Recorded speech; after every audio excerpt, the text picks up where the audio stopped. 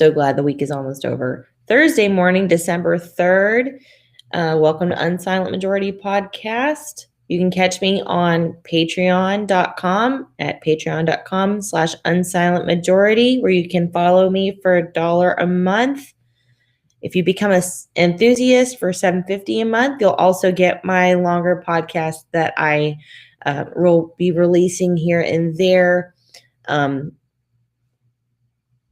The podcast that I had been doing for the past month and a half, those quality of podcasts are now going to be available through patreon.com when you sign up as an enthusiast for $7.50 a month.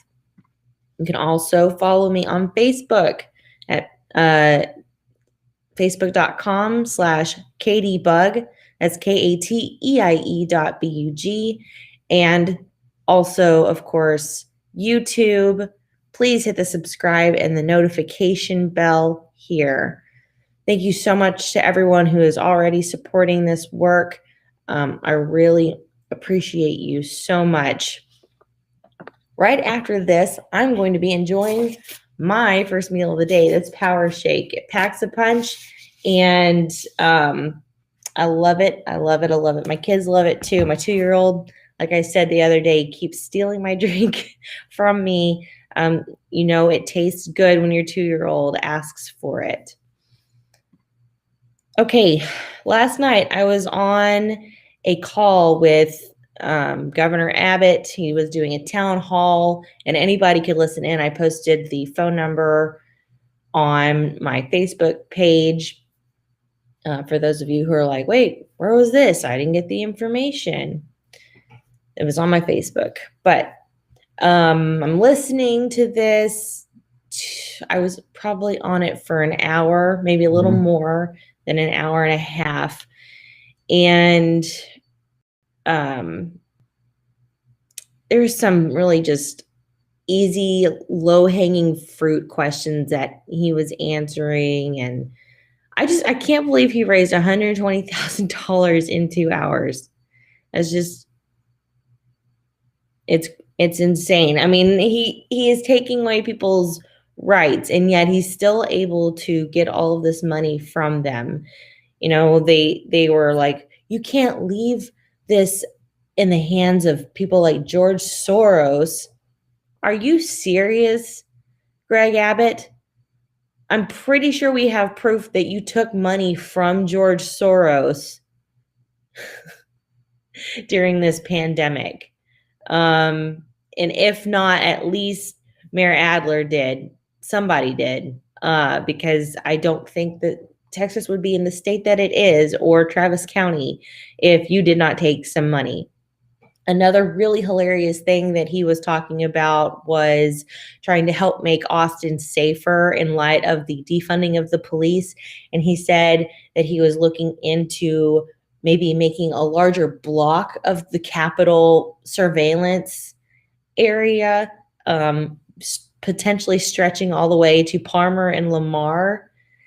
And I would just want to ask you, Governor Abbott, are you going to reopen the Capitol grounds, or are you going to shut everything down in that part of Austin like you did the Capitol grounds? And how are you going to make things safe there? I don't understand. But I do want to recommend to you that you send in your questions to the office of Governor Abbott. You can do so at gov.texas.gov /app/contact, and that'll take you over to this form that you can fill out. You can leave your own comments there, your own questions, or I have a few that I have written up, and I'll read them to you now for those of you who aren't able to actually read along with us right now or just listening. I posted this last night, and the link is in the description of this live today. I said, Governor Abbott, this is what I was going to say had I been, I guess, higher up in the queue for asking a question. I stayed on for the entire duration and I didn't get to, but that's okay. Okay, it said, I had said, Governor Abbott, thank you for holding an audience this evening. I am a member of several activist groups. Okay, yada, yada. This doesn't really pertain to you if you want to send in a question. So, okay. Many of my activist friends and I want answers to 3 questions. Will you be opening the Texas Capitol grounds when the 2021 legislative session begins next month? And do you intend to uphold your constituents' religious rights and the right to move freely in a public space in order to access their elected officials' offices for in-person meetings in regards to masks, thermal scans, contact tracing, or vaccines? By the way, if you don't know, I'm sure you do because you're human, but it is really important to be able to communicate effectively face to face. The Zoom interactions, you still have some empathy lost, I feel like, personally. Talking over Zoom or like this live stream even versus being face to face with somebody. So it's really important to be able to physically go and meet with our elected officials when we are discussing things that are near and dear to our hearts. Okay, second question. If the president, HHS, CDC, or FEMA attempts to recommend or make military efforts to force vaccinate the people of Texas against their conscience and wills, will you fight to defend your people's bodily autonomy against tyranny? Many are against vaccines for religious, philosophical, and medical reasons in the state of Texas.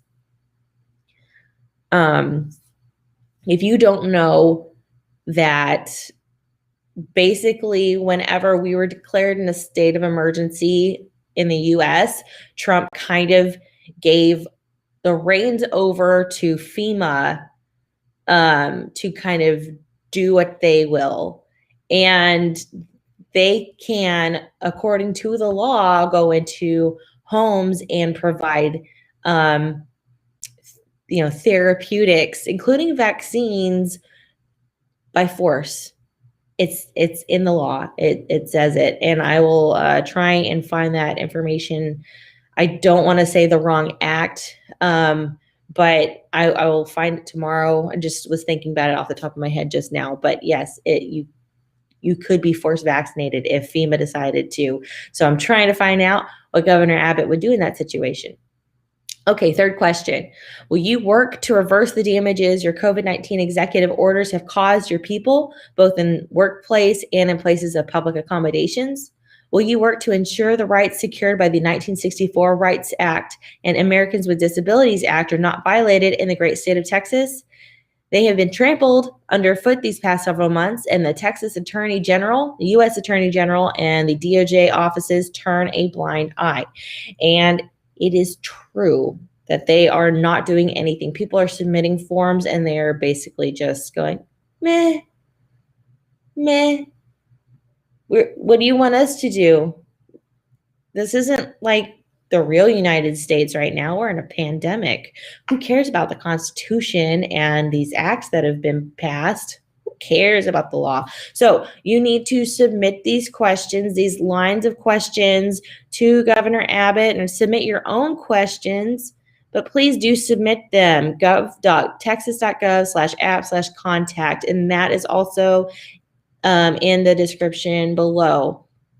I have been dealing with a lot of crazy stuff this past week. I haven't had hot water since Friday, and we're still working around that. So it means that all of my laundry and my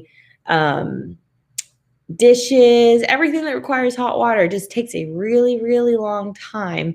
So, and then I woke up this morning to a cat diarrhea situation. I'm just like, oh, so I'm going to go take care of that now again.